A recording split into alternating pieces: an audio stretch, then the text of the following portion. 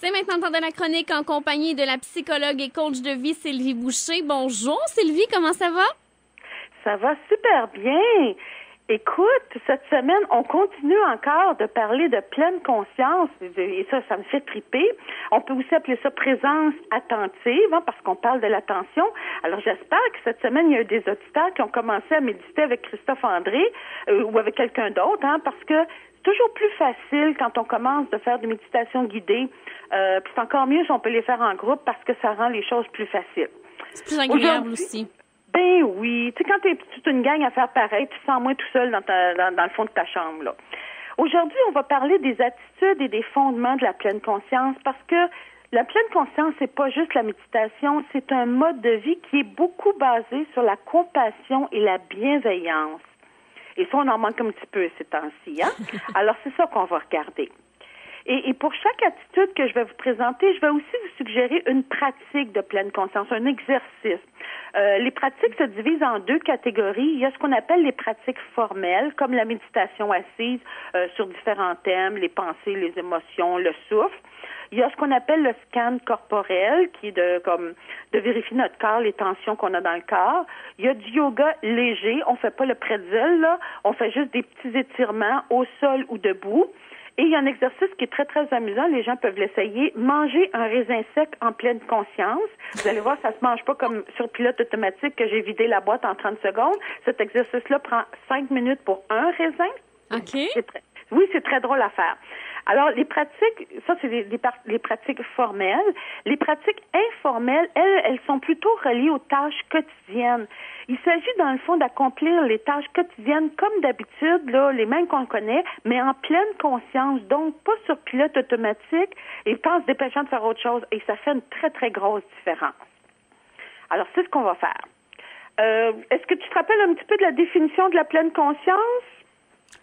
J'aurais de la difficulté à l'expliquer, mais être pleinement conscient de ce qu'on fait, comme par exemple, si on a à faire une activité, être complètement là dans le présent. Tout à fait. T'as M. Kabat-Zinn, qui est celui qui a amené la méditation pleine conscience en Amérique du Nord il y a 30 ans, et que c'est lui qui a fait le programme MBSR, c'est-à-dire un programme de gestion du stress très efficace qui est basé sur la pleine conscience. Lui, il explique que la pleine conscience, c'est effectivement un état de conscience qui résulte du fait de porter son attention intentionnellement, c'est moi qui décide et non pas mon cerveau automatique, au moment présent, sur ce qui se passe ici et maintenant, sans juger. Ça, c'est le petit bout qui est difficile. Et sur l'expérience qui se passe moment après moment. Parce que si tu regardes, quand tu es dans le moment présent, tu te rends compte qu'il y a une évolution. Ça bouge, l'expérience. Alors, c'est ça.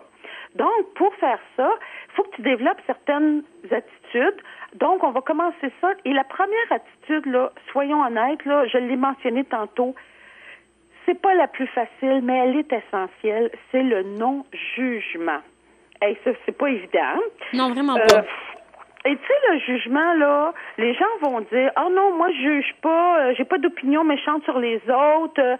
Ils ont raison, ils ont pas nécessairement de jugement négatif, mais faut comprendre que ce qu'on appelle un jugement, c'est une action normale du cerveau de façon automatique. Ton cerveau, il a l'habitude de diviser les trucs en catégories et de les évaluer. Ça, c'est bon, ça, c'est pas bon. Et veut pas, comme il classe ça comme ça nous met, ça nous enferme dans des réactions automatiques. Je te donne un exemple hyper simple. Moi, j'aime pas les oignons. C'est réglé, j'aime pas les oignons depuis que je suis au monde, donc ça fait très, très, très, très, très longtemps, je déteste les oignons. L'autre fois, je m'en vais à Noël chez ma cousine et il y a des petits choux et dedans, il y a de l'oignon confit. Bon, c'est mauvais, tout le monde le sait, je déteste les oignons. Et là, on m'explique, oui, mais Sylvie, ceux-là sont confits, c'est très sucré. Et moi, quand tu dis sucré, normalement, j'arrive en courant. Alors là, j'ai un conflit dans mon cerveau parce que mon cerveau dit oignon, yerk, sucré, miam, miam. Alors, tu vois que mon cerveau qui a classé le même petit chou vient de classer ça dans deux catégories, il y a un conflit. Comme j'essaie d'agrandir mon répertoire alimentaire, je me suis dit, je vais y goûter. Le pire qui peut arriver, c'est que j'aimerais pas ça. Mais il a fallu que je prenne le contrôle personnel. Donc, il a fallu que j'enlève les jugements pour dire, je vais expérimenter une nouvelle expérience sans jugement. C'est pas que je disais qu'ils étaient mal cuisinés, les oignons, là. C'est pas ça du tout. Mais mon cerveau avait fait des catégories, donc des jugements. Alors, pour vivre la pleine conscience, pour effectivement sortir du pilote automatique, il faut que j'apprenne à me dégager de ces jugements-là. Et il faut que je devienne une espèce de témoin, je dirais un peu comme un martien qui débarque puis qui sait pas trop quoi faire et qui va regarder pour la première fois qu'est-ce qui se passe. OK? Alors ça peut être intéressant de faire ça parce que tu vas te rendre compte que tu vis des choses très, très différemment. Entre autres, c'est très, très bon, les oignons confits dans le petit chou. C'est vraiment fascinant. Alors, tu vois, ce que moi, je suggère, justement, pour être capable de pratiquer ça, tu sais, de se pratiquer à simplement observer ce qui émerge, ce qui se passe, que ce soit à l'extérieur ou à l'intérieur, je vous suggère deux exercices. Le premier, ça va être, par exemple, manger un raisin sec en pleine conscience parce que c'est un peu comme ça. C'est un martien qui c'est comme s'il découvrait un raisin et il découvre tout ce qu'on peut faire avec. C'est intéressant. On peut le trouver sur Internet. Ou l'autre exercice qu'on peut faire, c'est une méditation assise qui est pour se détacher de ses pensées. Christophe André en fait de merveilleuses. Et ça va vous apprendre à utiliser votre cerveau d'une autre façon et à observer l'expérience d'une façon simple, sans questionner, sans juger. C'est vraiment intéressant.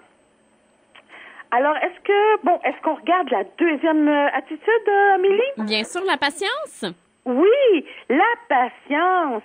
Écoute, tout le monde le sait, on ne fait pas pousser une fleur en tirant dessus. Hein? Les choses se passent selon leur propre rythme. Il faut se donner le temps d'apprendre et de pratiquer. Parce que, en fait, tu peux pas devenir maître dans quelque chose si tu n'as pas des années de pratique en arrière de la cravate. Mm-hmm. Alors, les gens peuvent pas s'imaginer qu'ils vont s'asseoir, méditer, puis qu'ils vont être super zen et que leur stress va disparaître et les jugements vont disparaître juste comme ça. Ça se peut pas. Donc, c'est important d'avoir de la patience. Et l'autre chose, c'est que chaque moment là qui se passe, c'est un moment qui fait partie de ma vie. Pourquoi je me dépêcherais de faire quelque chose vite pour aller vivre un autre moment que moi, je pense qui est meilleur? Donc, si je me dépêche de sauter ce que je suis en train de vivre, parce que tantôt, ça va être plus le fun, je viens de scraper, en bon québécois, je viens de gâcher le moment que je suis en train de vivre. Alors que si je développe la patience, je vis ce moment-là, et après ça, je vivrai l'autre d'après, tout simplement. Alors, t'imagines un petit peu ce que ça peut faire, ça, de développer la patience dans la circulation? Tellement. Voilà. Alors, évidemment, ça prend beaucoup de méditation, beaucoup d'exercices avant d'être capable de faire ça, mais quand même. Donc, tu sais, je disais, il y a des tâches, des pratiques formelles, comme j'ai suggéré tantôt pour pratiquer le non-jugement, manger le raisin et s'asseoir, là, méditation assise pour se détacher des émotions. Et là, ce que je vais faire pour pratiquer la patience, je vais plutôt vous suggérer de pratiquer vos tâches quotidiennes, mais en essayant de le faire moment par moment, sans vous dépêcher pour faire autre chose. Alors ça va être les défis pour les gens cette semaine, et on va continuer à la prochaine capsule pour les autres attitudes et fondements. Merci beaucoup, Sylvie. On se reparle dans 2 semaines. Tout à fait. Au revoir.